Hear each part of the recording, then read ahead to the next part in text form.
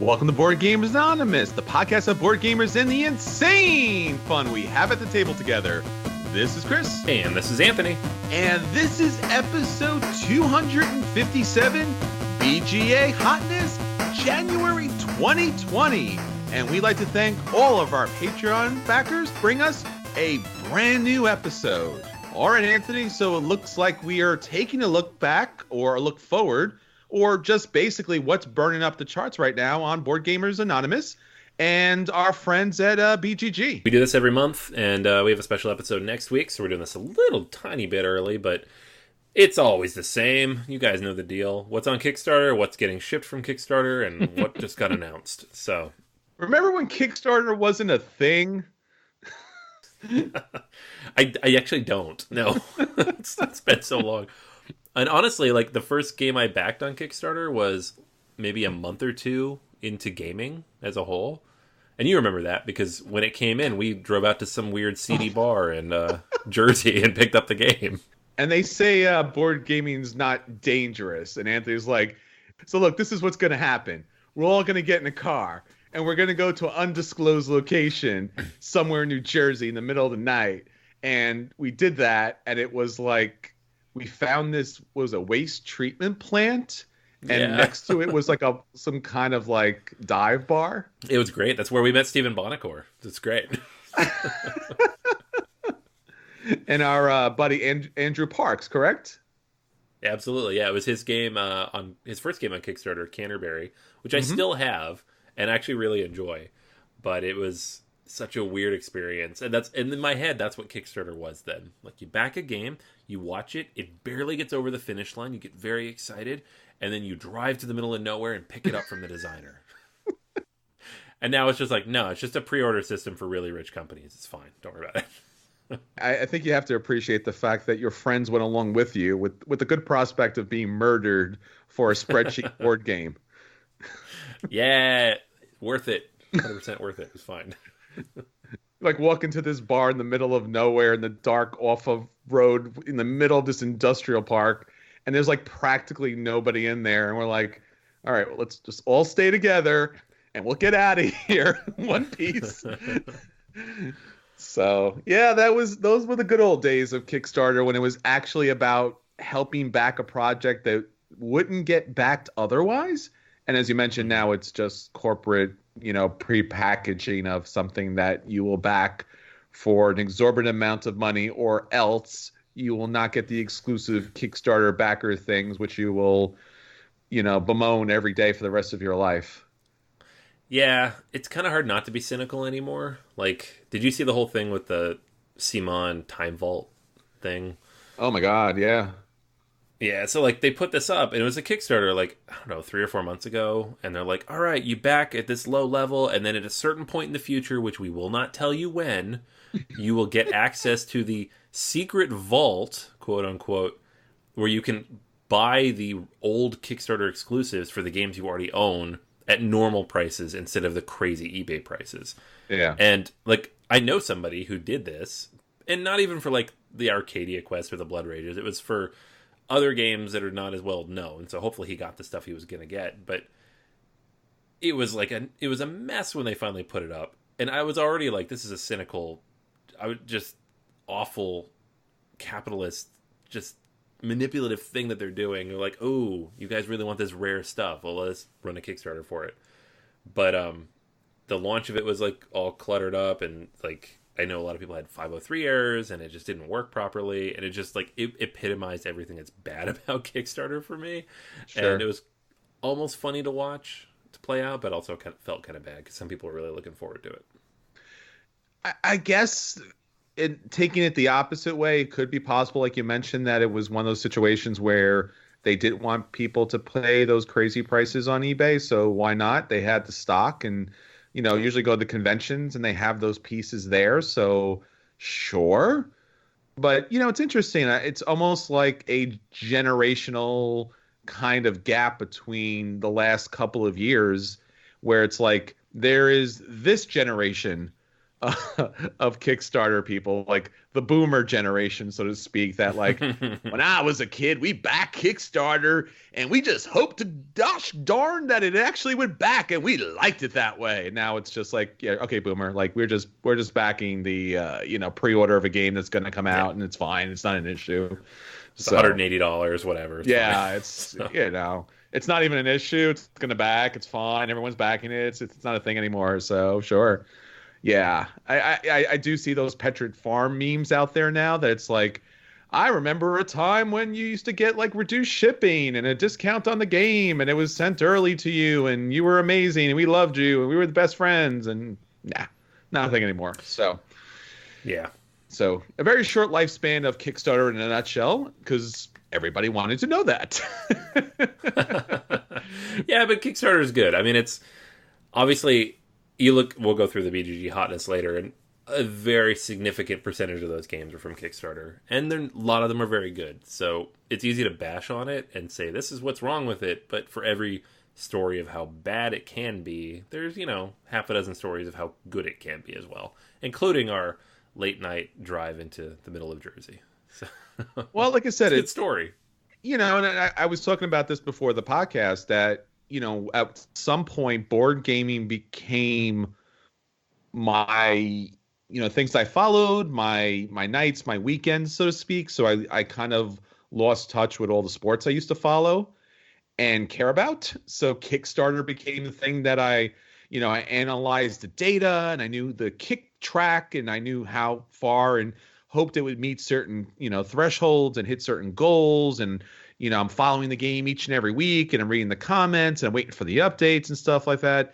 And even that's changed somewhat too. But, it's part of the industry. The industry is in flux a bit and it's trying to find its footing and it's landing on Kickstarter pretty hard. So, yeah, we will look at those games in a bit and we will figure out how it actually plays out as far as the Hotness is concerned, because I think Kickstarter does have a lot to do these days with what hits on the Hotness, whether it's just currently up for backing or it just recently got released. But before we get into all of that fun stuff, Anthony, we have other stuff that we definitely have to talk about. And one of the special things that we have to talk about is we're going to have some special guest episodes. Yeah, we got a new feature coming up, and we're pretty excited about it. And I wish we could tell you guys who all's coming on to help with this, but just kind of want to tease it a little bit and let you know it's coming down the pike. We have a special guest coming on, and specifically for a new feature that we're putting out called Everybody's Favorite Game. And so we're going to bring people on to talk about their favorite games, just period, right? And so it's one thing to bring someone on to interview. It's another thing to bring them on to talk about our normal features. But we thought we want to make sure we give people a platform to talk about something they're actually passionate about and are really interested in, and that you guys would also be interested in. So we're talking to designers and publishers and friends, backers, Patreon backers, and asking them, what is your favorite board game that you want to talk about for 15 or 20 minutes on the podcast? And then we're going to have them on, and that's going to be the feature. So I'm excited for it. There's a lot of cool stuff out there. There's a lot of games that don't get a lot of talk because they're not part of the Hotness. And bringing on somebody who's like part of the hobby and frequently talks about the hobby and publishes into the hobby or just plays everything under the sun related to it to talk about a game that maybe isn't part of that Hotness is, for me, that's one of the coolest parts of this. And I think it'll be fun to add that to the podcast. Absolutely. And if you'd like to join the conversation and join the table, as we always would love for you to do, check us out at patreon.com/BGA. Not to mention all of our social media outlets where you can reach out to us so you can let us know what your favorite game is. As Anthony mentioned, this is going to be an ongoing feature. So please, please, please let us know what your favorite game is so that we can talk more about it on the podcast. All right, Anthony, that's not all that's going on with our listeners. We want to talk about what they're talking about. Let's talk about the question of the week. Yeah, question of the week this week. As it was last week, I'm asking everybody what their response was to our feature. So the question was, what are your gaming sub-hobbies? Do you paint, craft, print, and play, or build inserts for any of your games? And I think we've asked something similar to this before, so it's always fun to kind of go back and ask questions again, especially because people frequently like to post pictures of the stuff that they've done. So Tim said, I got a 3D printer last Christmas and have enjoyed blinging out some of his games, like Tobago. And he posted his blinged out version of Tobago with all the 3D printed pieces he created, which is awesome. Chris mentions he often makes foam core inserts for games. His best, which he pictured in the thread, was for Harvest and presents the seeds like a grocer's table. It looks pretty cool. We have other people mentioned that they like to do a little bit of painting, but specifically like engaging with the community in that process. So like getting on forums, talking about people like what paints to use. Peter mentions he likes to experiment with making tabletops for gaming that can sit on a folding table. So basically building a high-end gaming table, but at a much lower budget, because frequently those things are hundreds of dollars. Who can do that? And CT Henry mentions with games he loves, he likes to upgrade the components in order to achieve the most satisfying experience. So he bought white cakes and black coffee mugs for Grand Austria Hotel, which just has the little cubes, right? Wow. So, yeah, I know. Like, if you play a game enough, why not? Yeah. And all of these fall into like the categories we were talking about last week, but it's just cool to hear people's specific examples of how they're doing those things. No, that's fantastic. Really bringing a lot of fun to the table, especially if you do love that particular game. So you could really focus on making it the best overall thematic experience possible. And a lot of times, I don't know about you, Anthony, but sometimes when you bring the game to the table, we've talked about this a little bit, is like you want to make that an event night, right? That maybe the game is really long or really complex, or it has some teaching to it. So it's going to be the one game that you're going to play, or the major game you're going to play. So why not pair it with like music, or I know there's some weird kind of like RPG smell candles, or, you know, any type of food that goes along with the game or drink that goes along with the game. Not to mention, obviously, every aspect of the game where you want to kind of make it the best experience possible, because, you know, this is what we do. This is what we love. Absolutely. Yeah, I mean, it's almost depressing sometimes when you bring out a game and it's just like, these are crappy components, and it's just flat and it's hard to see everything. And, you know, you're like, I want the whole thing. This is my whole evening. You know, this is a percentage of my week. This is what I look forward to. I want it to be like a whole thing. And there's fun ways to do that. Yeah, especially with the way board gaming is going these days. We talked about Kickstarter a little bit, but the idea that so many games are coming out, they're coming out so incredibly fast, and, you know, sometimes you only get the game to the table once, and you want to have the biggest impact and the best impression possible.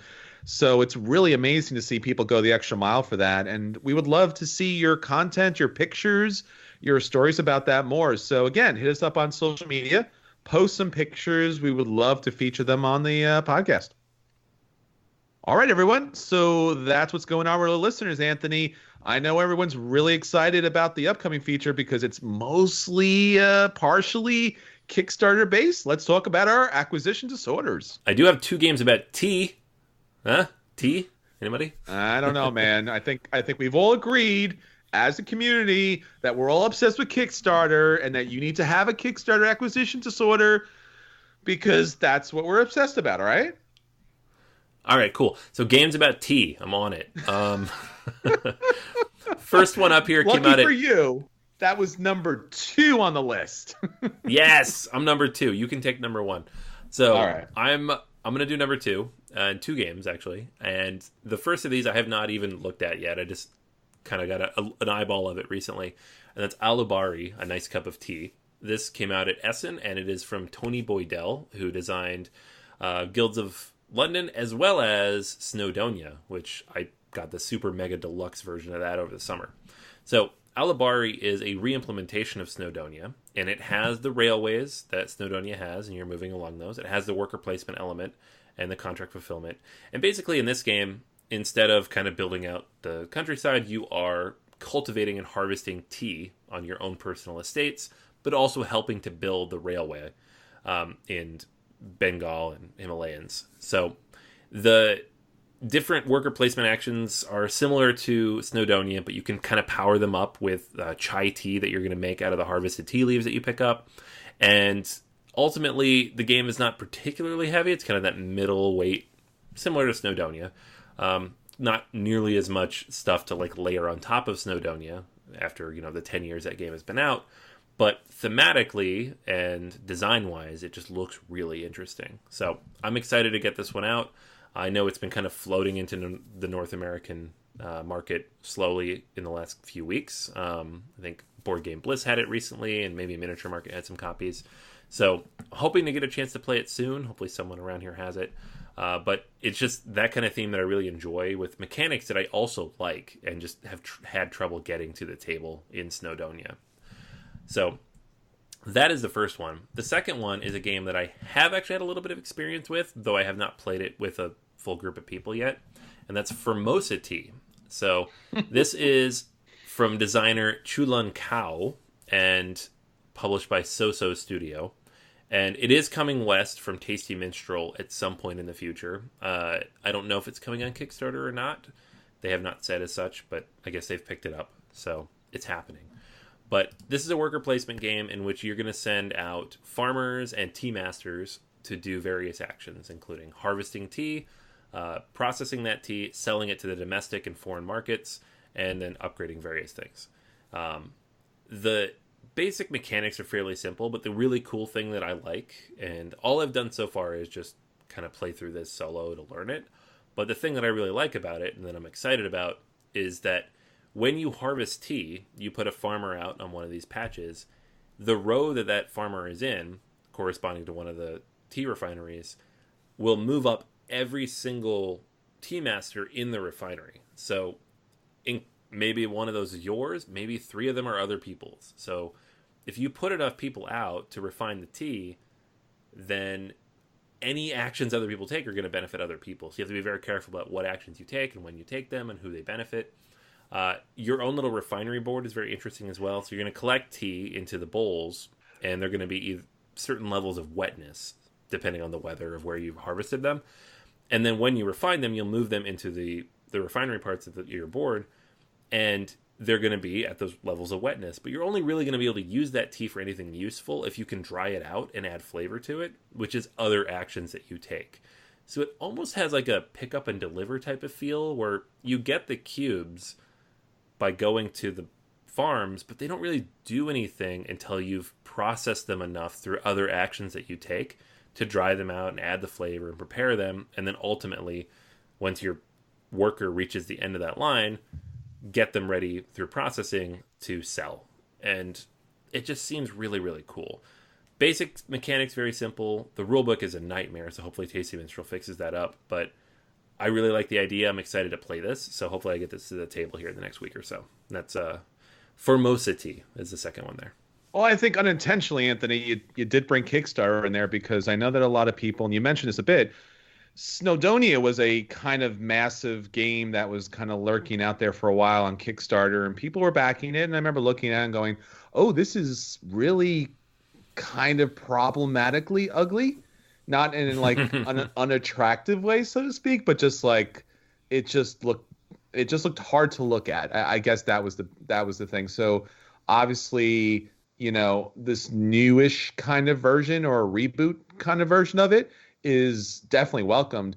Actually, both of these games were at PAX Unplugged, and I was totally bummed out that I think there may have been one quasi teacher who was trying to cover all of the games from the Asian market, and he was few and far between, and I don't think he really knew much of the game. So these games kind of went unplayed, and they were on my must-play list.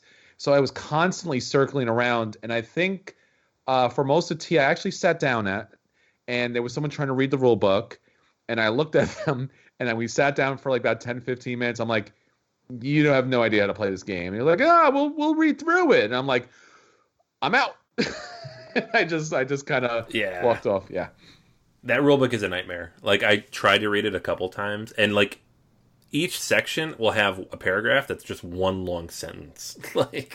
And you read it like 6 times, and you're like, I don't know what you're trying to say. And even if I did know what you're trying to say, you're leaving all these details out. So I actually relied on the heavy cardboard playthrough to learn this one. It's not a very complicated game, which makes the rulebook that much worse. But the game itself seems good. I'll report back once I've actually played it. All right. And let me know, because, like I said, it felt like a missed opportunity, because the games did look, fairly interesting at the table. All right, so I am actually going to talk about a current Kickstarter, even though Anthony tried to avoid it. He talked about Kickstarters.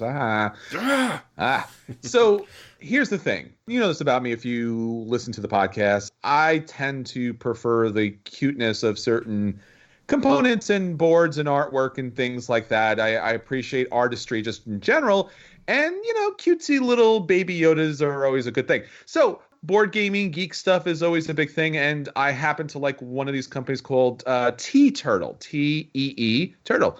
And they do T-shirts, surprising. And they've been at some conventions I've been at, and they do really cool meme-ish kind of stuff. And they actually have some pretty serious licenses like Star Wars, so to speak.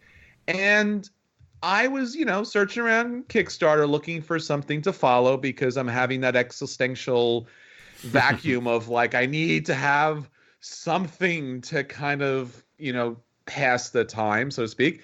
And I was like, well, Dark Tower is childish for me and I want to back that, but it's super expensive and it seems like they're not going to have anything Kickstarter exclusive on it. So why not wait? A month or I guess a couple of months and then just get it at a much reduced price without having to, sell a kidney. And Oath seems pretty awesome, but it seems like one of these odd kind of new invention games, which Leader Games is kind of known for. And I'm not really sure if that's going to go over well with the group. So $90 seems a little high on that. And, it's the same thing with the, I think was it the Foundations of Rome, which seems like a super and crazy expensive light version. Emerson Matsuchi, who I love his work, but again, I don't make that kind of money. So, it might be one of those things to wait on a bit. But I did come across something, again, that was very cute and turned out because it was from Turtle, the artwork here, it was something that did catch my attention. And it's called Here to Slay. Now, what really caught my attention here was it's a strategic fantasy card game. And I was like, oh, I like strategy and I like fantasy and I like card games. So this seems like all of those things. And it goes on to kind of, reference being a role-playing adventure game. So, all right, strategic, card-playing, and role-playing? All right, I'm not too sure about this. But it's currently on Kickstarter, and it was something I was looking at. Like, all right, cool, I love the artwork, found out who was doing it, made perfect sense. What is the game exactly? Well, it seems like the game is a little bit of a cross between Munchkin and Munchkin-esque type of games, so to speak. So, or maybe even a little bit of a Cutthroat Cavern type of situation. So basically what you do is you get an initial character. You get this party leader, and the party leader is your main character. That's basically who you are. And it has this really cutesy kind of woodland creatures as these kind of D&D archetypal heroes.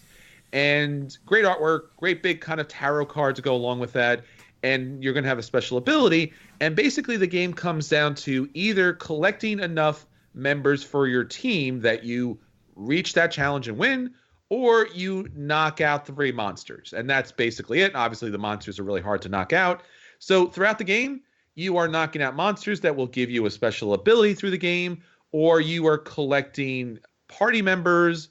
And obviously, there's also other things you can collect in the game. There's weapons, there's magic. There's a whole bunch of additional stuff that can actually make your character more powerful. And in fact, give you items that will also make other people, lose some special abilities.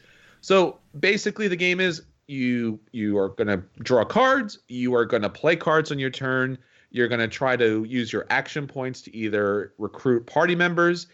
If you're able to get 6 party members that are all different classes, you win. If you knock out 3 monsters, you win.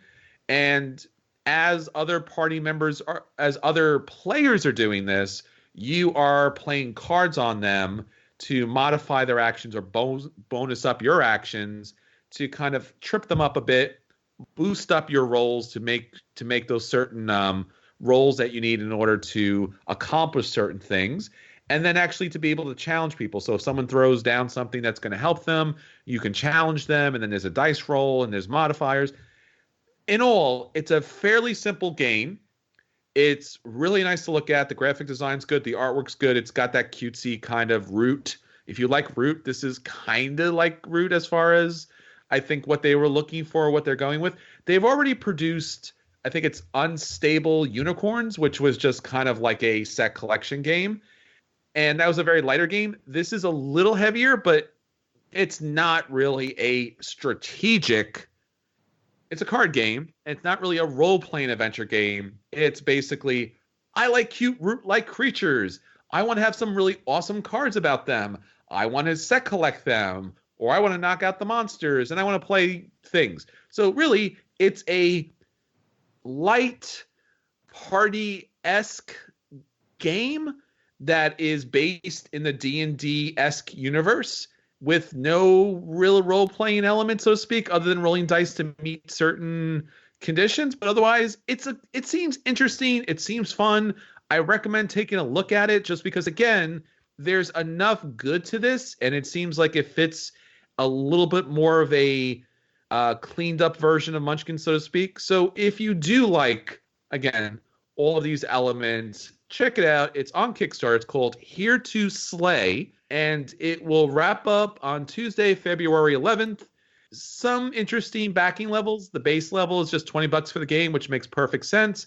And then it goes a little crazy because they're giving you mats, which you don't really need, but it really boosts the price up. So it is completely possible that you can either pay $20 for the basic game or spend $105 on pretty much everything that's in the game. So, again, be careful. They're cute, and they will make you want to give them all their monies. Man, you lost me at Munchkin. I know. I think I zoned out the rest of that. It's not.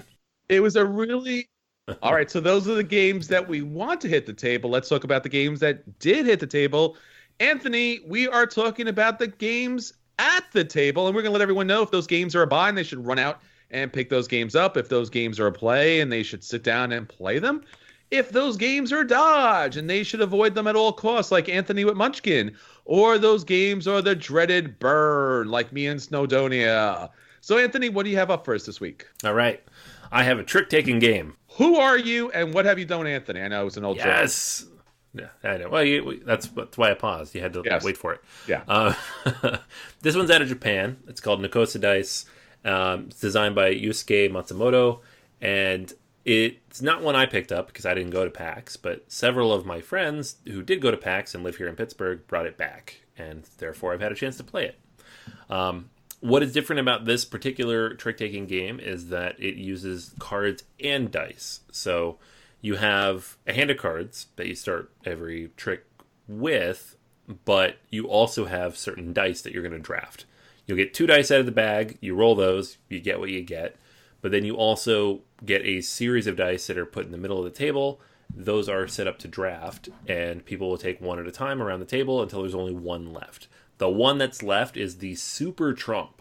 So the color of the die is the trump, the color and number is the super trump, and that number as well as the trump. So basically, if the final die that's left is a red 6, then all 6s are now red 6s.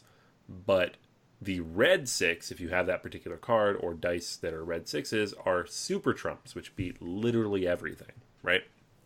So, like a lot of games in this particular genre, the last person to play that is the winner of the trick. And you're going to have certain dice in front of you based on the draft that you did, and you can play them as cards. So you can play a green 3 as your bid on that particular trick, if it's a die, right?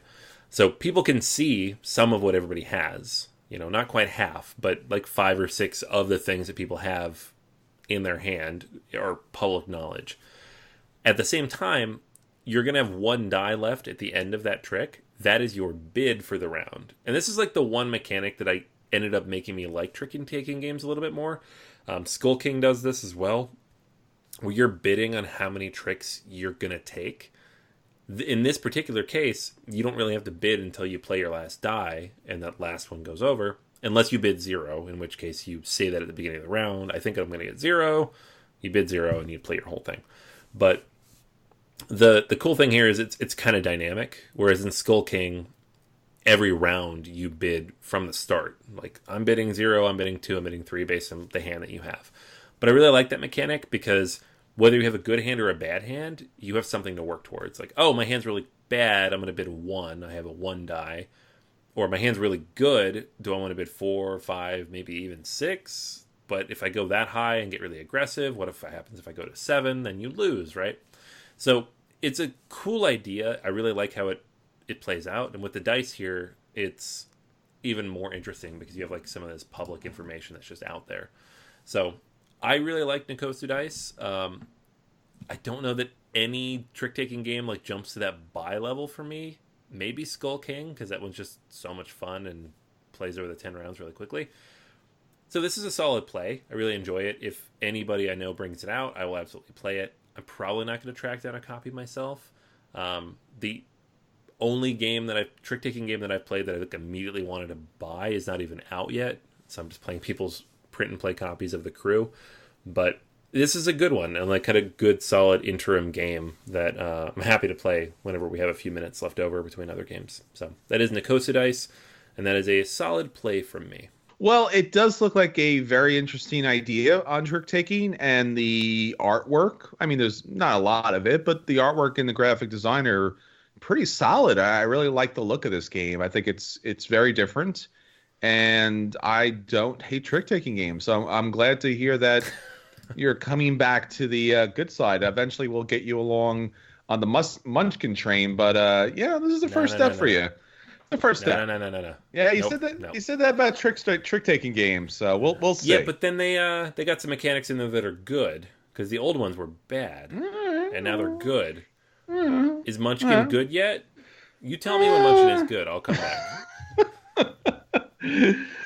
All right, so let's talk about a game that I think you have your own opinions on, so to speak. So let's actually get into this. I want to talk about Western Legends. This is a game that came out back in 2018 from Colossal Games. It was a pretty big hit.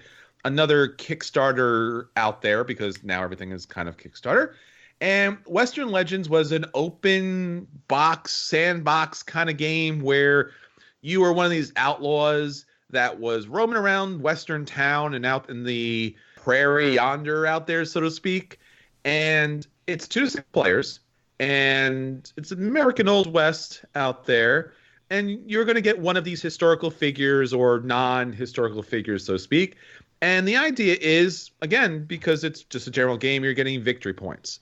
So whoever hits the victory point threshold, because you can set the game short, medium, or long, will trigger the end of the game. You play one more round, and that's pretty much the game. So basically, you have your character. Your character has a special ability. At a certain number of victory points, I think it's 5 in the game, you will be able to use your special ability throughout the game.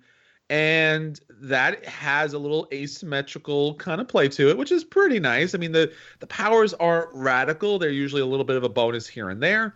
So basically, you're on your own. You can decide to do bad things. You could rob the bank. You could shoot other players. You can go on the wanted list, which will score you victory points. But because you're on the wanted list, all the people who decide they want to work with the marshal can do things like arrest the bad people and score victory points. So there is a little kind of running around the board trying to avoid each other or capture each other throughout the game, which is kind of interesting. It reminds me of Zaya a little bit as far as, you know, either you do your own thing or you try to track down the other people throughout the game. But basically, the game comes down to a lot of different open actions that you could take. You can gamble. Gambling comes into the game. You play a Texas Hold'em type of hand. You'll be getting these poker cards throughout the game. You get them at the start of each round as a possibility, but you'll also be able to pick them out throughout the game. And those cards will give you special abilities, allow you to move more, take more actions, but also be able to use in poker hands and also in duels. So when you play a duel, you'll actually be using these poker cards, and whoever has the highest card will win that duel, or obviously based upon Texas Hold'em rules, will be able to win that poker hand and get a lot of money. Beyond that, you'll be able to drive cattle, which means basically you go to one side of the board, you pick up a token, you try to run across the other side of the board and drop the cow off. Someone could hustle you along the way, so you got to be a little bit careful with that because the cattle's going to give you victory points and special abilities. There's an opportunity to get gold, so you can prospect for gold. You'll roll 2 dice, and if you get gold, you get a nugget. And if you can run it back to the bank, you score money. As I already mentioned, robbing the bank. You can fight these random bandits. Doesn't make you a bad guy. You're just fighting them, and to win, high card wins in that. And that's pretty much it as far as the game's concerned. As I mentioned, it is a sandbox tabletop game, and it has a really nice-looking production for it. The components are quite good as far as the miniatures are concerned. And as I mentioned, there are all these different historical-esque type of characters that you can play in the game. The board looks nice. The graphic design is good with the exception of how they sectioned off certain areas of the board. They have these very thin lines, which are very easy to not be sure exactly where you are, what you need to do, and moving is a big part of the game. This game could be interesting if, again, I hate to use this kind of like caveat, you have the right group. Now, again, if you have ever met the right group, let me know because I want to play with them because clearly these are the right people to play the vast majority of games. Beyond that, you could kind of go to your own area and do your own thing. You could kind of mix it up with other people. You could get lucky as far as the cards you draw or the nuggets that you get. It's a race. It's basically a race game. And if people are not keeping track of other people throughout the game, a player could run away with the game. And then everyone's like, well, why didn't you stop them? Well, why didn't you stop them? So, again, interesting game, great production. You get your character, you get some weapons, you could buy some upgrades, you can buy some travel companions, so to speak. And, that's pretty much it. So Western Legends gets a possible play, again, based upon your group, because, again, it's one of these open box games that if everyone's paying attention and doing the things that they do or need to do in the game, then great. If they are not, and someone is fortunate where their starting location happens to be or how the bandits roll out, then that might be an issue. Or if the story cards come out, which just are kind of like bonus cards, if someone is more in a position to do those faster, then that's a thing too. So it gets a play with a giant asterisk because the right group makes it fun, the wrong group makes it terrible. But the one thing I will step away with the game is the downtime between turns because of the number of players and because, again, the number of things that you can do, even though it's a fairly simple game, can be extensive. So those are all things to keep in mind. So based upon your mileage, it's a dodge or it's a play, again, just based upon the group and how much time you want to waste in between turns. It's one of those things, like, I know several people who own the game and several who really like it a lot, and it's hard because those same people really like Zaya, Legends of the Drift system, and have compared it to that. And I have tried with Zaya. Our first play is infamous as one of my few burn reviews in the history of this podcast. And my second play with the expansion is only slightly improved. It's still a dodge for me, but it's just not my kind of game. So, like, this open, sandboxy, Ameritrash type of game, I've just accepted it's not for me, and I will avoid them. So I probably will never play this. And your summary does not change that. So yeah, I did. I heard a lot about this, and it was even featured in South Park that they really were into the game. And I can kind of see it, but it doesn't have enough story elements to make it engaging enough on a character role-playing level. And yet it doesn't have enough crunch to it to make it a thinky strategic game. It's just like, all right, where am I on the board? What's closest to me? I'm going to do that thing until something else needs to be done, and then I'll do that thing. But the production is top-notch, whether you get the Kickstarter version or not. I hear the expansion makes it better, but again, it's a sandbox game. As Anthony, you're mentioning here, this is either a thing for you or not a thing for you, but mostly it's your own game experience, and that may not necessarily be so great. All right, I want to talk about a expansion rather quickly because I think this is a game that a lot of us have played out there. But we haven't been able to get the expansion to the table, and I did. And this is Everdell Pearlbrook. Now, this was an expansion that came back out in 2019. It was another Kickstarter that was out there. I know that Everdell has a double expansion that was recently, backed. But this one is all about the Pearlbrook. So it's all about getting pearls, and it's all about your frog ambassador. So basically, Everdell is a tableau builder, which means that you are going to take cards in many different ways.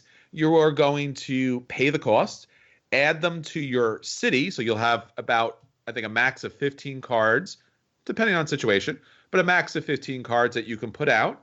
And they're going to give you bonuses throughout the game or a one-time bonus. And there are critters that are these animal creatures or constructions where the animal creatures live and work. And the Pearlbrook expansion adds a separate board that is going to give you a whole little river little section. It's going to give you 4 additional spots that you'll be able to uncover if you match the tableau requirements based upon symbols. You'll be able to get that pearl, and those pearls are helpful because with the expansion comes new wonder goals, and the wonder goals are going to require pearls. So collecting pearls are really helpful, and revealing the additional spots will give you a pearl, or there's one spot that you can turn in a number of resources and cards and get a pearl just from that alone. So your Frog Ambassador is this new meeple that you'll get in the game, and it will be the only meeple that can go to that section. It doesn't add a lot to the game. It's just, again, 4 cards, 4 spots, and 1 additional spot that you can go to based upon what materials you can turn in. The wonders change in the game. There's a couple additional cards that add to the game. If you like Everdell, and I actually do like Everdell quite a bit, then this expansion is more of the same. That's not a bad thing. It's just more of the same. It doesn't necessarily add too much to the game. It doesn't take too much away from the game. And, it has some different features. I mean, it adds another player. You can play the otters. So I'm a big fan of the otters. So that's always good to see. And it adds adornment cards. Now, if you play Terraforming Mars, you might know that building your tableau in that game takes a bit of time. Same thing here in Everdell, but these endowment cards are these 2 little cards that you'll get at the start of the game.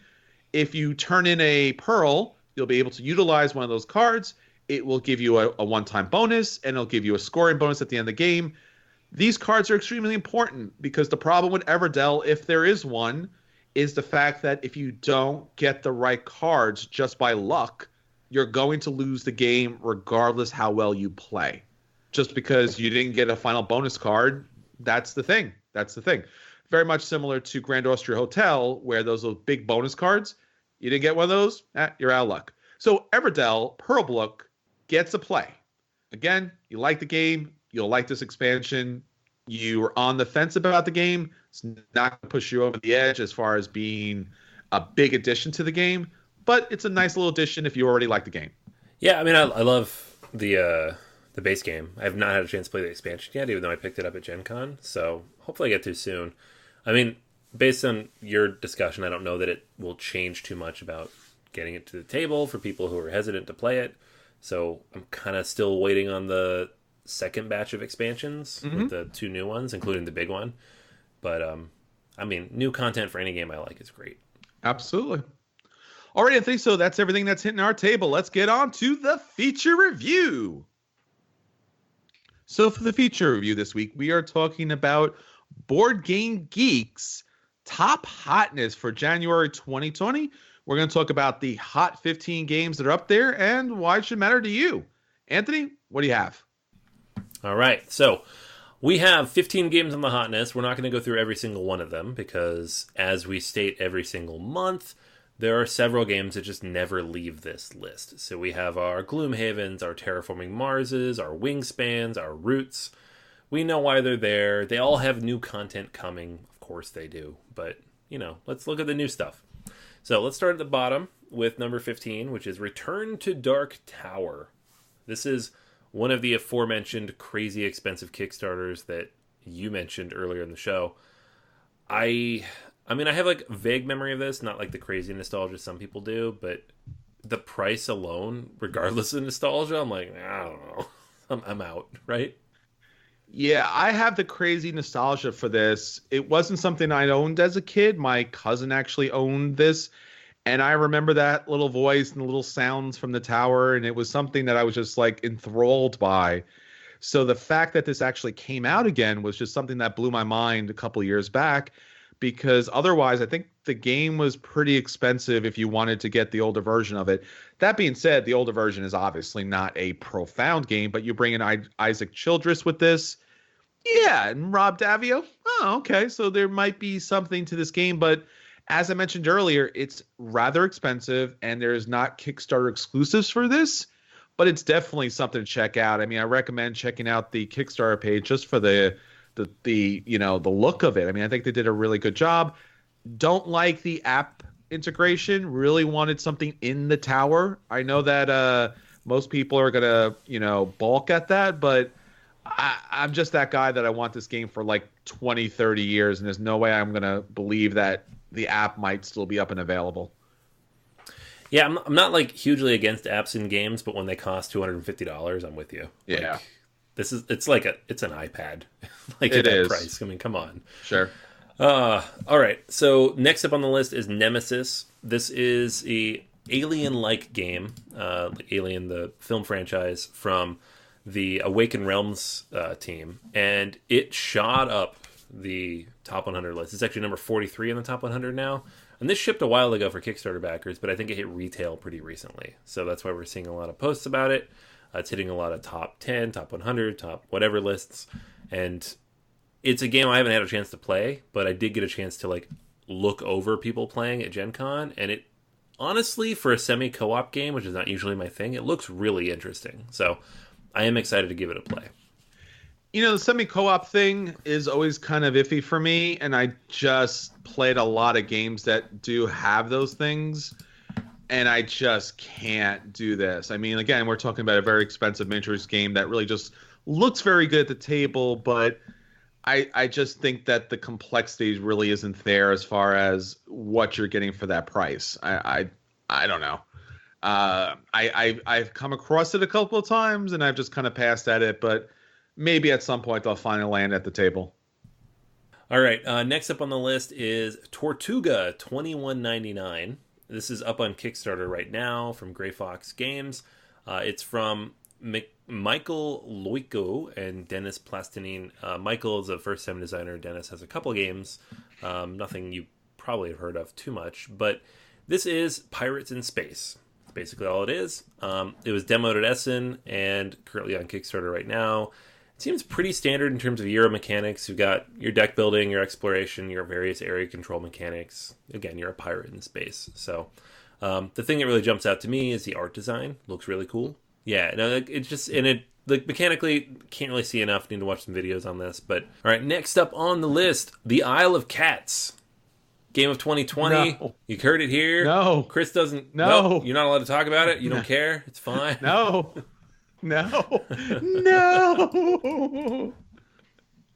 I actually have this game. I backed it. It's from Frank West, who did City of Kings.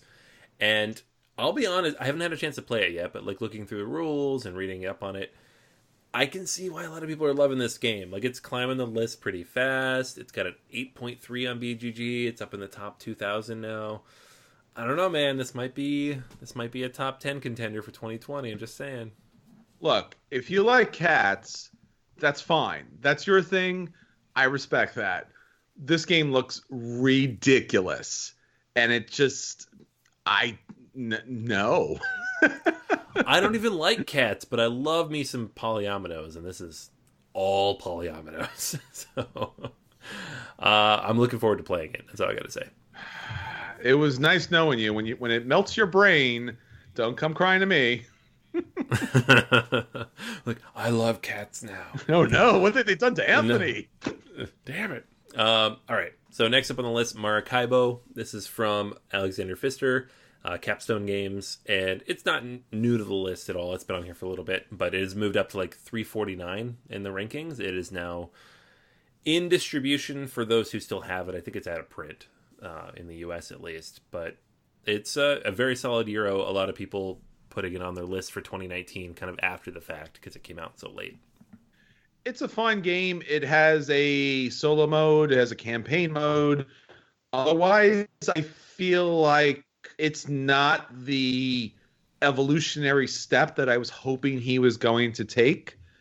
Just because it's a little too fiddly for what it is, and I feel like there's just a better game that's going to come from him, and I was hoping and praying that it was going to be this game, and it just did not hit me like that. Yeah, I can see that. All right, so next up on the list is a second game from Awakened Realms, Tainted Grail, The Fall of Avalon, and I know this one jumped into the top 20 or so on Tom Vassel's Top 100, which he just published, and everybody I've spoken to who backed this and has it in hand absolutely loves it. It's got a 9.0 on BGG with like 2,000 ratings, I'm sorry. So very, very strong feedback for this game already. It is like that solo co-op adventure type of thing, so I like steered way clear of this on Kickstarter, just no interest at all. But Arthurian legends, Celtic mythology, it's kind of a unique twist they put on it, beautiful miniatures. I was really tempted at the time, and I knew I wouldn't get it played because it's just not my kind of game. But based on what I've heard about it, I at least want to try it because it seems like kind of a cool puzzle, at least, for an adventure game. Yeah, it's another one of these games like Joan of Arc or Kingdom Death Monster where you are going to commit to this game as a lifestyle game. As you mentioned, it's a solo or a co-op adventure, and it does have that pretty hefty price tag as far as the cost of all the miniatures, although they look great. And, I didn't do a Kingdom Death Monster, which seemed to be still the most unique version of this game. I love Arthurian Legend. I studied in school. I'm totally on board for that. But I just can't seem to do this. But if you have invested in this, and if this is your game, I would love to hear more about it. Yeah, me too. All right, next up, Marvel Champions, the card game. This one is a huge release from 2019. It's ranked 156 already on BGG, and probably the reason it jumped up this high on the list, I think it's number 6 on the Hotness right now, is that they released 3 new packs right around Christmas. I think like the day before or the day after. They had 2 new hero packs with Captain America and Miss Marvel, and then the Green Goblin Nemesis pack. So lots of new content just hit, and that tends to bump these LCGs up the list. So no new content coming in January, but I think they have a new pack coming in February and March too. So this will stay up here for a while. I'm a big Marvel fanboy. I just honestly do hate to say this, but the artwork and the generic feel of this game just doesn't do it for me. So I do have a friend who does have a copy, so it might actually hit the table and I might get dragged over to play. So I'm hoping that I have a different experience. I know that you really enjoyed this game, but it just has not landed for me. It seems like just another kind of legendary-esque type of standard issue IP kind of game. I don't know, man. I think if you can get past the artwork, you'll like it. It's really, really good mechanically. Right. There are some bits of art that I will agree. Like the Captain America deck in particular, I was not a fan of. Like I just kept having your voice in the back of my head, like this is kind of ugly. Because not all of them are that ugly, but that one was like, this doesn't look very good. I don't know. So. Look, if we've now come to the literally platinum age of board gaming, where every board game is $100 and like uber overproduced, then I want some decent artwork. I'm sorry. All right, we're there now. I'm getting out of the car and I'm putting my foot down.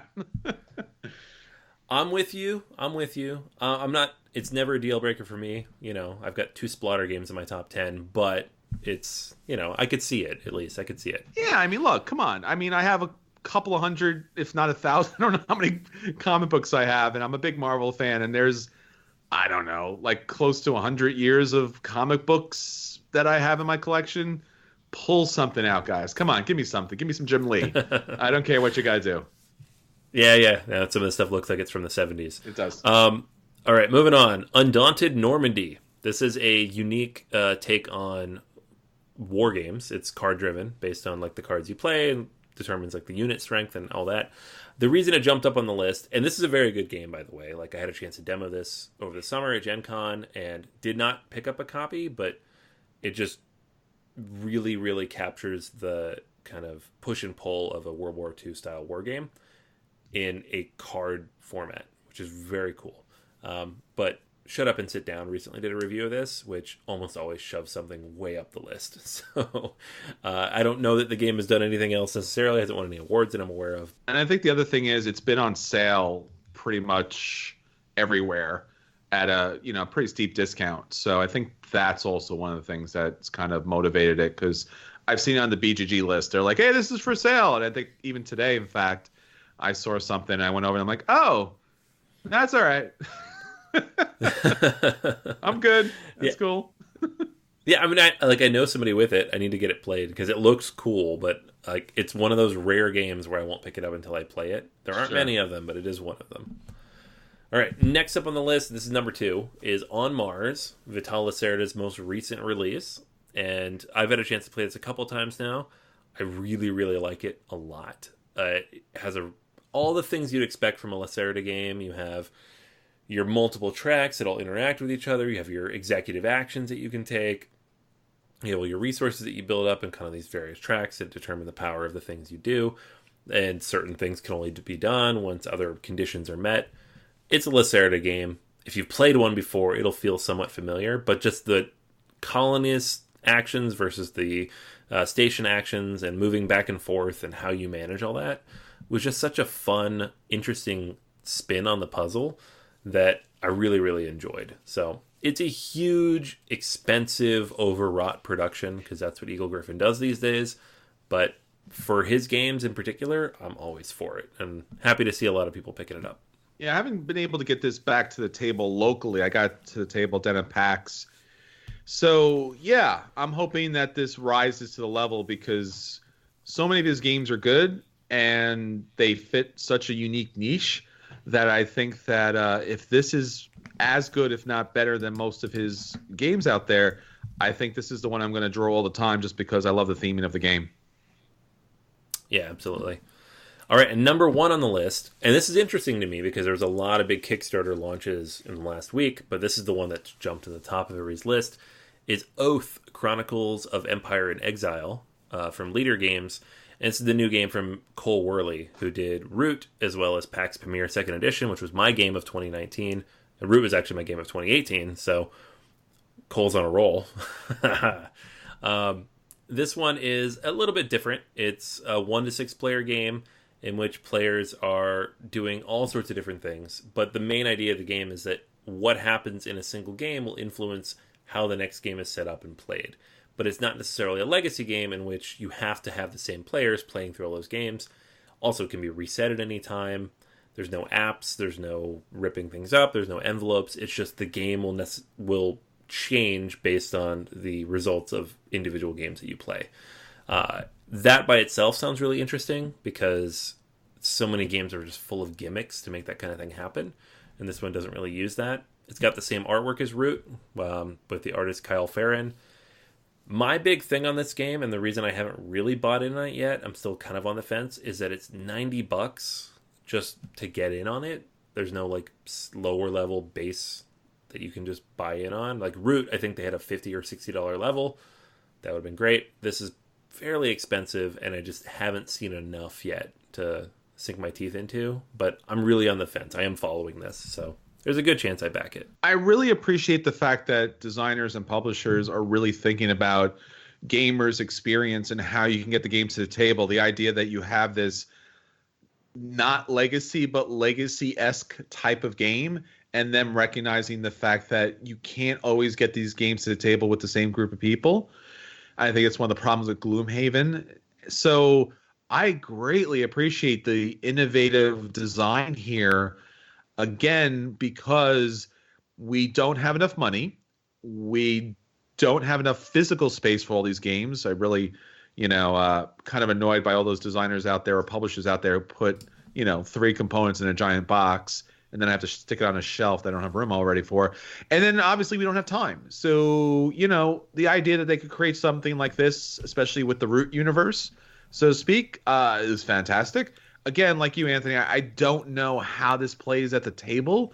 Again, because it's something new. Root had some of those issues because you really did need to know your faction and the other factions to play well.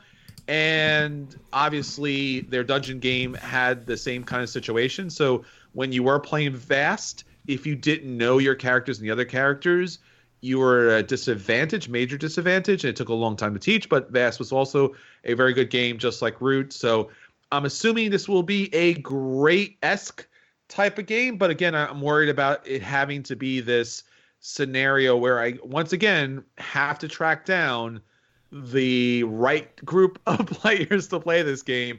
Let me know, because I want to get Oath to the table. Yeah, I mean, that's the challenge, right? And that's it. It doesn't seem quite as asymmetrical, but at the same time, it does have a lot of unique mechanics. So I guess we'll see how it plays out.